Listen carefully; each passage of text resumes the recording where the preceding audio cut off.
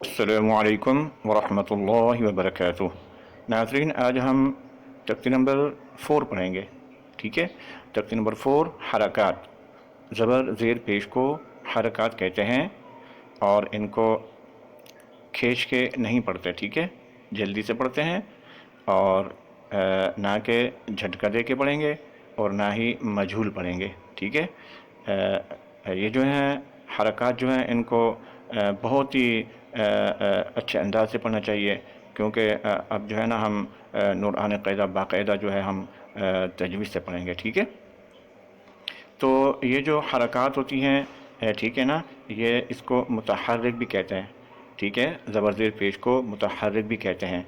تو جس حروف کے اوپر زبر ہوتی ہے اس کو فتحہ کہتے ہیں، ٹھیک ہے، اور اسی طرح جس حروف کے نیچے زیر ہوتی ہے اس کو کہتے ہیں کسرہ، ٹھیک ہے، اور اسی طرح جس حروف کے اوپر پیش ہوتا ہے اس کو کہتے ہیں ضمہ، ٹھیک ہے، ضمہ کہتے ہیں۔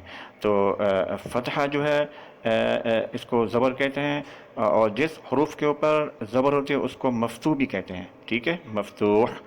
اور اسی طرح جس حروف کے نیچے زیر ہوتی ہے اس کو جو ہے نا مکسور کہتے ہیں، مکسور، ٹھیک ہے، اور اسی طرح جس حروف کے اوپر پیش ہوتا ہے اس کو مضموم بھی کہتے ہیں، مضموم، ٹھیک ہے۔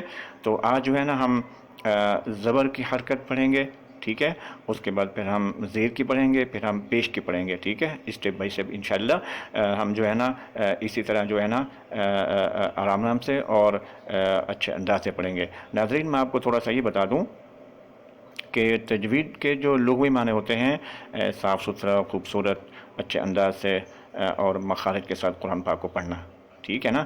تو میں آگے چل کے آپ کو تجوید کے بارے میں اس کی جو ہے نا اس کی تفصیل جو ہے نا وہ میں آپ کو انشاءاللہ بتاؤں گا، ٹھیک ہے۔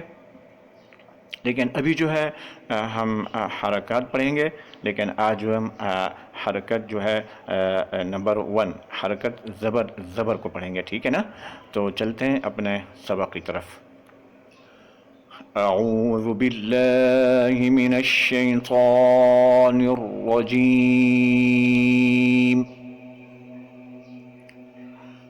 بسم اللہ الرحمن الرحیم۔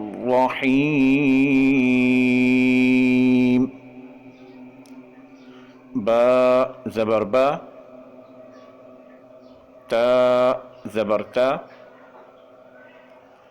فا زبر فا، جیم زبر جا، حا زبر حا، خا زبر خا، دال زبر دا، ذال زبر ذا، را زبر را، زا زبر زا، سین زبر سا، شین زبر شا، صاد زبر صا، ضاد زبر ضا، طا زبر طا،